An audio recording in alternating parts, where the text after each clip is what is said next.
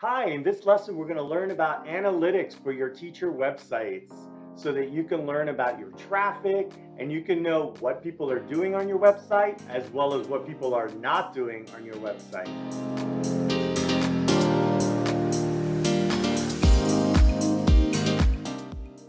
Hi, I'm Angel from RT Course Experts, and we help creative online course teachers with their tech.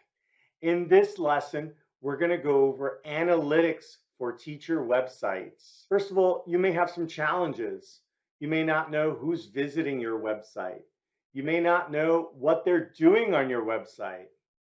And you may be paying for ads, but not seeing anybody or enough people buy your services. These are all good questions that you can answer with analytics. First of all, what are analytics? Analytics counts and provides reports of activities on your website. For example, how many people visit your website each and every month? Analytics are sometimes called metrics or statistics or even key performing indicators, KPIs. You can have various metrics that are your KPIs, various stats that you're tracking every month to see how your business is growing. These are some of the words that different people use for stats, metrics, KPIs. We're going to get into analytics, and there's lots of different values, and some of them could be your key performance indicators. Analytics are counting very specific events that happen on your website. And then it's aggregating them into a database. And later you can pick and choose and say, hey, how many people showed up today? How many people showed up last month? How many people clicked on this thing? So those are all different kinds of metrics that you'll be able to know once you have analytics installed. And the most popular analytics is called Google Analytics. But regardless of what analytics package or metrics you're using, let's just give you a primer on what are analytics, why you would want them for your teacher websites, and even other services like your community or your courses so that you can see what is happening on your properties. All right, why track analytics? So there's three good reasons. Number one is business health. It lets you know how many visitors are coming to your property every single month, every single day, every single hour, right? And then not only are you knowing the business health of, hey, I have traffic coming to my website, you can know what are people specifically doing on your website that might help those visitors ultimately become customers. Just knowing high level business health, like, hey, I had 1,000 people this month. That's great. And by the way, 150 of them looked at my services page to see how I can help them. Next up is what is working. Analytics lets you know which kinds of content you might have, maybe content on your blog or certain words on landing pages that resonate with your customers. From an ads point of view, what are the different ads that are getting clicked on and that they're making it to your web page?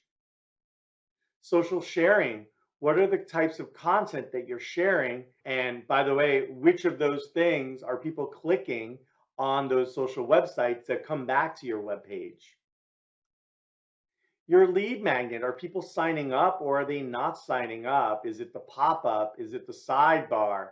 Is it at the bottom of reading a long blog article that they're ultimately signing up to get tips or to get your PDF? And then ultimately booking links. You might have Calendly or send me a message or let's have a discovery call or send me an email, call me. Are those different pages and those different services working? Are they getting visitors right up to that specific page that says, hey, schedule a time now to talk? Or are they not even making it to that booking page? You need to know all these different things. And then analytics also gives you insight into what to change, what's not working, what's an experiment that you should try. For example, content on your homepage, is it just too busy?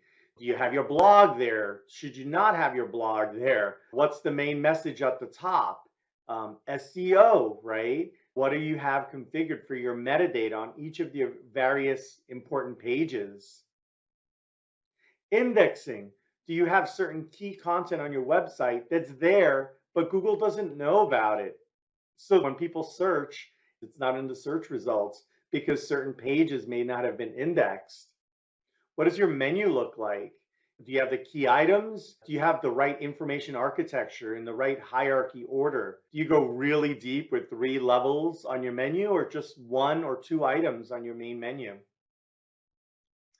Even button text or links, what is the anchor text that you have on your buttons? Are they generic? Can you change the words? So instead of order, order now, or more to learn more, all those different things that you can do, and they'll all have different results on what visitors do on your webpage. And obviously, you'll want to tweak your checkout. Maybe your checkout is 3 or 4 steps, and with one click, they can put their credit card and order your service. So there's a variety of different things. Do you have lots of fields? Are people making it to your checkout page, but for whatever reason, they're not buying? Maybe your SSL certificate is out or some other issue. But with analytics and metrics, you'll know where people are going and where they're stopping and dropping off or bouncing off your website. Let's dig into some of the more popular metrics that people are watching week to week, month to month for their online courses or for their teacher websites. So the first one is impressions. How many people actually saw your site on their search results? So they searched for something and they saw your website was there in the list, maybe page 1, maybe page 2 or 3, but it was there and they scrolled through it. For whatever reason, they didn't click on it. Maybe they didn't like the title or it wasn't for them. But how many impressions are you getting? Next up is the unique visitors. How many people actually clicked or typed your website and went directly to your website? How many actual unique people, not the same person that pogoed in and out and in and out, but unique visitors across the world that saw something or heard about it and clicked on it and went to a page on your website. So these are your unique visitors, and it's a very important metric. Next up are traffic sources. Where did they find you? Did they know about your company and they typed it into the browser and clicked enter? Or did they search for something, some of your keywords that you offer with your teacher website, and they ultimately found you on search results? Good job on SEO. And they clicked on it and they went to one or more of your pages.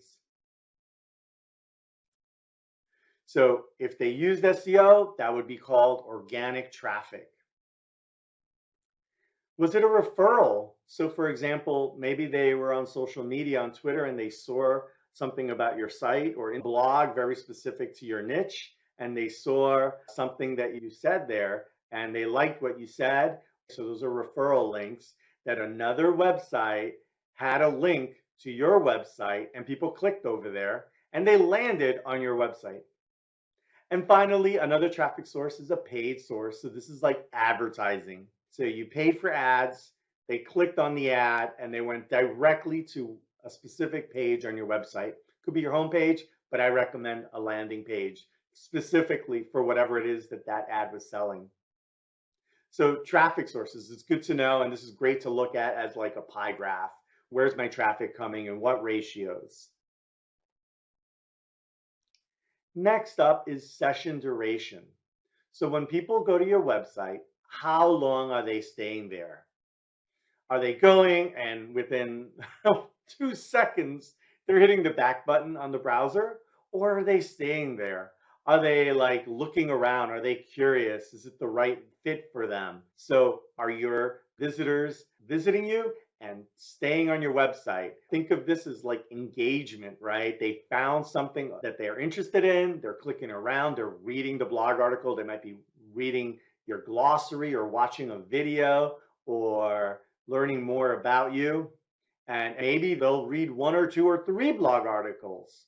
This is all about, are you speaking in their terms? Are you really helping them? Are you removing a pain? Are you providing your visitors with benefits?